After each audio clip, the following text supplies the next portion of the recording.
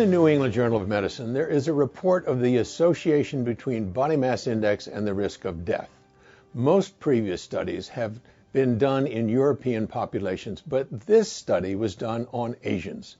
The results are perhaps not what you might expect. In Chinese, Japanese, and Koreans, the lowest risk of death was seen among persons with BMIs slightly above 20, in the range of 22.6 to 27.5. It comes as no surprise that risk was elevated among persons with BMIs higher than that by a factor of up to 1.5 among those with a BMI of more than 35. But the real surprise was that the risk of death was increased by a factor of 2.8 among thin people, those with a BMI of 15 or less. Thus, there is a U-shaped association between BMI and the risk of death being too thin or too fat as being associated with higher risk. However, in Indians and Bangladeshis, there was no excess risk in people with a high BMI, a curious finding that demands further looking.